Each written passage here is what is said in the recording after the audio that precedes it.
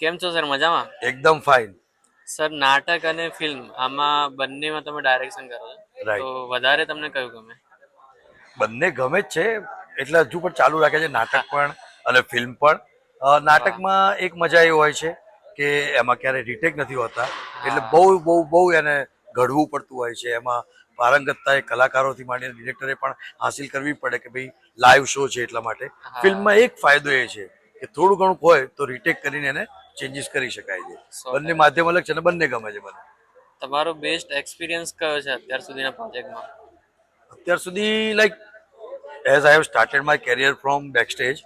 બેકસ્ટેજથી શરૂ કરીને production, actor, writer અને ડિરેક્ટર. વાહ. તો અલગ અલગ બધી જ જર્ની કરવા મળી છે અને બધામાં કંઈક ને કંઈક શીખતા રહ્યા છીએ.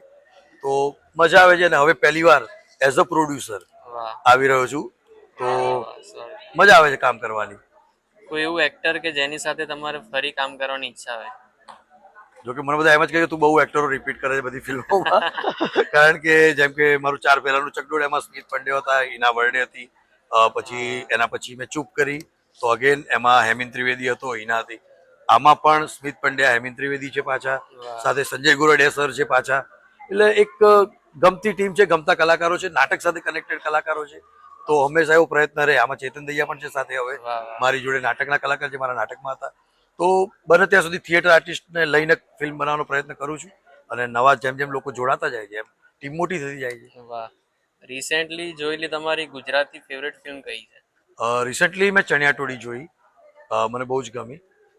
મિસ્ત્રી અને લાલો પણ બહુ સરસ ફિલ્મ છે. વાહ. એ જોવાની બાકી છે કારણ કે મારું શૂટ ચાલુ થઈ ગયું હતું, પણ પતશે એટલે જોઈશ. અને જે પણ નવી નવી ફિલ્મો આવી રહી છે, નવા નવા દિગ્દર્શકો આવી રહ્યા છે, એમની પાસેથી કંઈક ને કંઈક શીખવા મળતું જાય છે. 100%. આપણે નવા જે ડિરેક્ટર્સ બનવા માંગતા હોય એમના જી. માટે કોઈ ટીપ? નવા ડિરેક્ટર્સને બસ મારે એ છે કે ભાઈ તમે સરસ મજાના ડીઓપી, ટેકનિશિયન્સ બધું સરસ હાયર કરી લો છો. વાર્તામાં સરસ ધ્યાન આપવામાં આવે તો બહુ જ મજા આવે. કારણ કે કદાચ મને ક્યાંક કંઈક ખૂટતું હોય એવું લાગતું હોય તો એ માત્ર વાર્તા છે. કે નવા દિગ્દર્શકો હા. વાર્તા ઉપર થોડું ફોકસ રાખે તો ગુજરાતી દર્શકો જે અત્યારે જેમ આપણે જોઈ રહ્યા છીએ, મિસ્ત્રી, ચણિયાટોળી, લાલો, વાર્તા અગેન હા. એના કારણે અત્યારે સરસ ચાલી રહી છે. તો 100%. સૌથી અગત્યનો પાર્ટ વાર્તા છે, એના પર વધારે ધ્યાન આપવામાં આવે. 100%. Thank you sir. Thank you, thank you.